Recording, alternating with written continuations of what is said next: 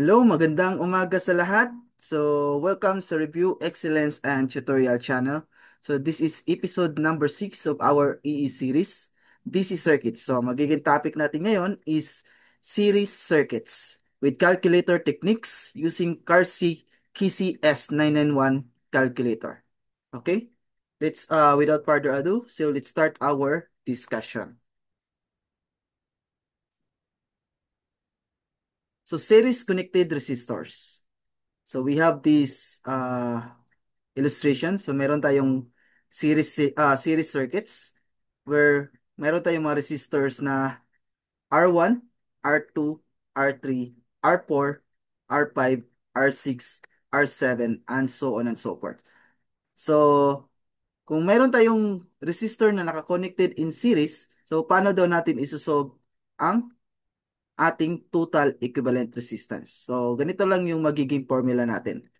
Total resistance or R sub T is equivalent to the sum of the individual resistance. So we have R1 plus R2 plus R3 plus and so on and so forth until the last resistor. How about naman kung total voltage yung hahanapin? So pag ganito is kukunin lang natin yung mga individual voltage. So we have B1 for resistor 1, B2 for resistor 2, B3 for resistor 3, and B4, B5, B6, B7, and so on and so forth. So para ma-solve natin yung ating total voltage, ang gagawin natin is isa-sum up lang natin yung mga individual voltages. So therefore, yung formula natin dito is BT is equal to B1 plus B2 plus B3 plus and so on and so forth up to the last voltage. And for total current naman, so we have I1 for resistor 1, I2 for resistor 2, I3 for resistor 3, I4, I5, I6, I7, and so on and so forth. So kung makikita nyo, yung I1, I2, I3, I4, and so on and so forth is nagpo-flow lang siya sa iisang direction. So that means iisang direction lang yung dadaanan nila.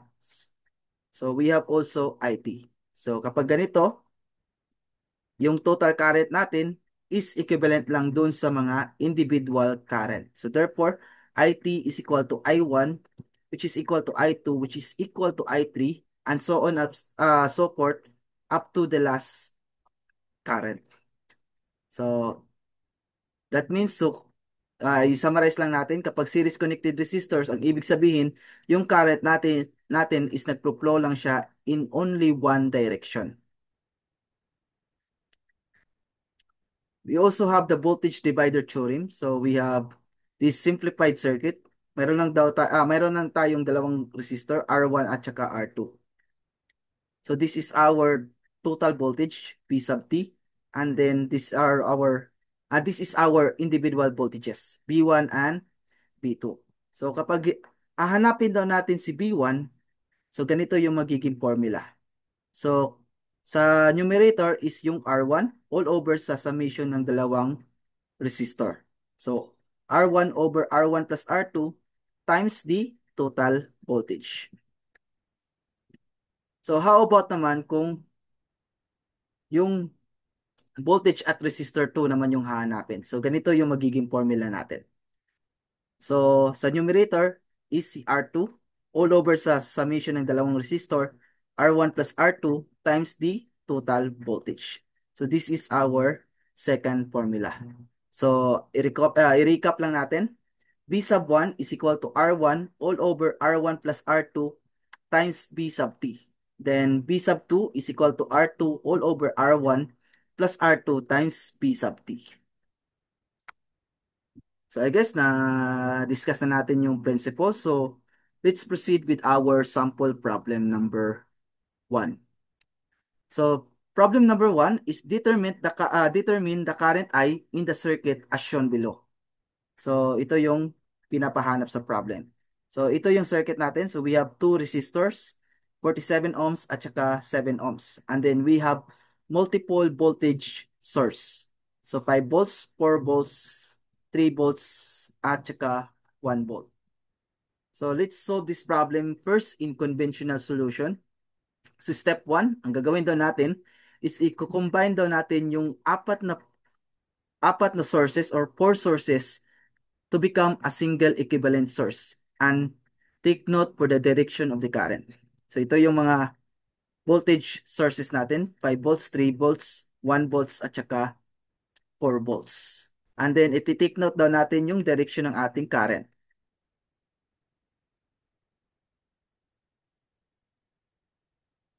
So, okay na? So, masosolve na natin yung ating equivalent voltage. So, first, dito muna tayo sa 5 volt, 5 volt nga, 5 volts nga voltage source. So, kung titignan natin yung current direction, so, papasok siya sa positive terminal at saka lalabas siya sa negative terminal. So, kapag ganito yung approach ng current, guys, ang kukunin natin nga sign for 5 volts is yung exit terminal. So that is negative 5. And then for 4 volts, papasok siya sa negative terminal, lalabas siya sa positive terminal. So therefore, yung sign ng 4 volts is positive 4. And next is the 3 volt source.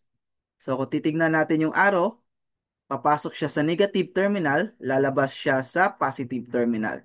So therefore, yung magiging sign ng ating 3 volts is positive 3. And last is the 1 volt source. Kung titignan natin yung direction ng current natin, papasok siya sa positive terminal, lalabas siya sa negative terminal. So therefore, yung sign ng ating 1 volt source is negative 1. So i-add lang natin tong mga source na to, negative 5 plus 4 plus 3 minus 1, that is equivalent to 1 volts. So let's proceed with our step number 2. So calculate the equivalent resistance. So yung mga resistors natin are 47 and 7 ohms respectively. So ang gagawin natin, hahanapin daw natin yung equivalent resistance. So Req is equal to R1 plus R2. So add natin 47 plus 7, that is equivalent to 54 ohms. And then step number 3, solve for current I using Ohm's law formula. So we have I equivalent is equal to voltage equivalent divided by the resistance equivalent. So we have IEQ is equal to, yung voltage equivalent natin is equal to 1 volts divided by resistance equivalent natin na 54 ohms. So 1 volt over 54 ohms, so that is equivalent to IEQ is equal to 1 over 54 amperes. So ito yung ating current I. Okay? So let's solve this problem using our Caltech solution. So ang gagawin natin dito is punta daw tayo sa mode 3 and then 2. So using our calculator, Kisi S991 CARSI calculator. So punta daw tayo sa mode 3 and then 2. So magkakaroon tayo ng display na X at saka Y column. After that, input daw natin tong mga value na to. For X column is the resistance, and then for Y column are the voltages. So R1, R2, and then for Y column is positive and negative V1, positive and negative V2, and so on and so forth. So tandaan lang natin na gagamit daw tayo ng positive if the current direction is set at positive terminal. And then gagamit tayo ng negative if the current direction is set at negative terminal. Okay? So, inputan lang natin tong table na to. For X column, we have the following resistors, 47 at saka 7. So ilalagay natin to, 47 and then 7. And then for Y column naman, yung mga voltages is titignan natin yung current direction. So for 5 volts, papasok sa positive, lalabas sa negative. So therefore, yung sign ng 5 volts is negative 5. And then next is For 4 volts, papasok sa negative, lalabas sa positive. So therefore, yung sign ng 4 volts is positive 4. Next is 3 volts, papasok sa negative, lalabas sa positive. So therefore, yung sign ng 3 volts is positive 3. And then, for 1 volt, papasok sa positive, lalabas sa negative. So therefore, yung sign ng 1 volt is negative 1. So input lang natin to sa ating calculator. So mode 3 to, input natin yung mga resistance, 47 at saka 7. And then for Y column,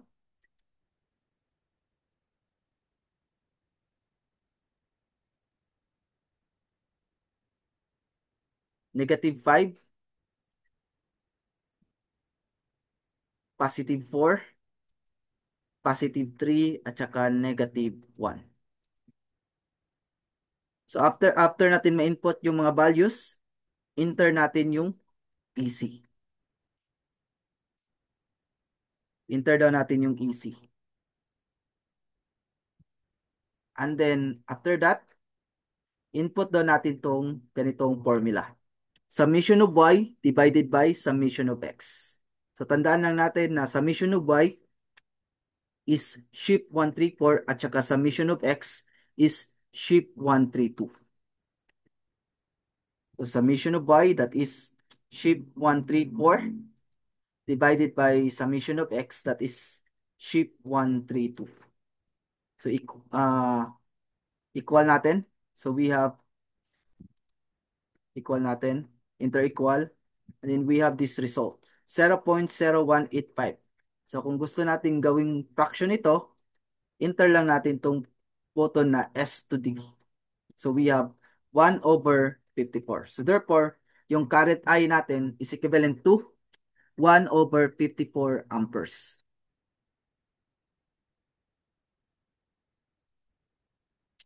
Okay, let's solve sample problem number 2. Use resistance and source combination to determine the current in the I circuit as shown below. So, sa problem nito is isolve na natin to using the Caltech solution. So, punta lang tayo sa mode 3.2 and then we have this display and then input natin yung ganitong mga value. So, parehas lang doon sa ating sample problem number 1. So, ang gagawin natin, for X column is ilalagay natin yung mga resistance. So, yung mga resistors natin dito is 10, 7, 5, at saka 8. So, 10, 7, 5, at saka 8. And then for Y column naman, ilalagay natin yung mga voltages. So, for 80 volt source, tignan natin yung direction ng current. Papasok sa negative, lalabas sa positive. So, therefore, yung sign ng 80 volts is positive 80. For 30 volts naman, papasok sa negative, lalabas sa positive. So therefore, yung sign ng 30 volts is positive. For 20 volts, papasok sa positive, lalabas sa negative. So therefore, yung sign ng 20 volts is negative. And then, lagyan lang natin ng 0 para ma-fill up yung ating mga cell.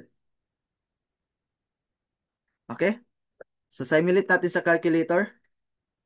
Mode 3, 2. So input natin yung mga resistance. 10, 7, 5, tsaka 8. And then for voltages, for 80 volts, that is positive. And then for 30 volts, since lalabas siya sa positive, so that is positive pa rin. For 20 volts, lalabas siya sa negative, so therefore negative 20.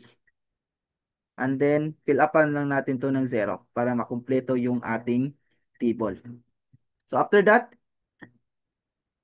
enter natin yung ating AC button. Enter AC button and then input natin tong ganitong formula. Summation of Y divided by summation of X.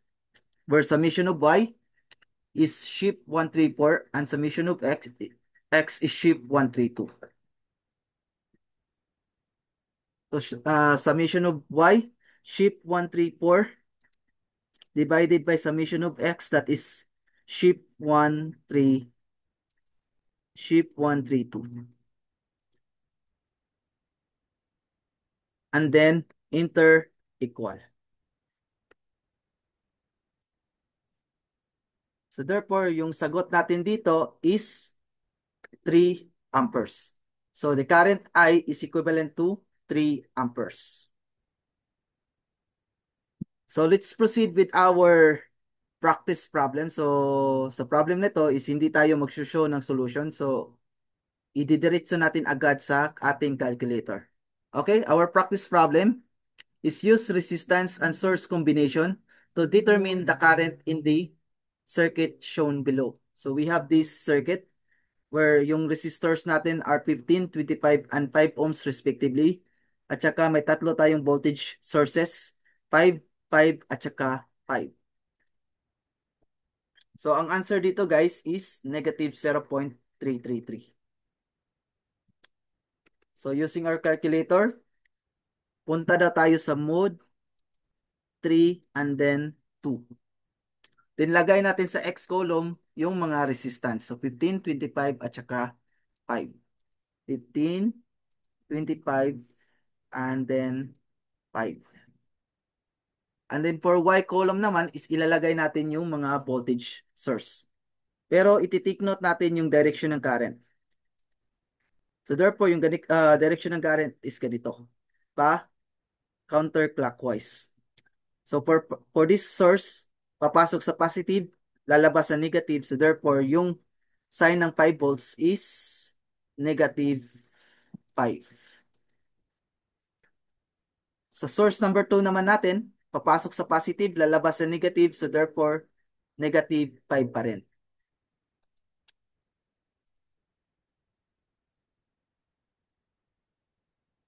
For the last source or third source, papasok sa positive, lalabas sa negative. So therefore, still negative 5. After that, enter natin yung EC. And then summation of y, that is ship 134, divided by summation of x, that is ship 132. Then equal. So therefore, yung sagot natin dito is negative 0.333 amperes. So I hope marami kayong natutunan sa episode nito and makatulong sa inyong preparasyon sa board exam at mga college examination. So this is Engineer Jiban Aiko Kalaki and maraming salamat sa panonood. See you next time.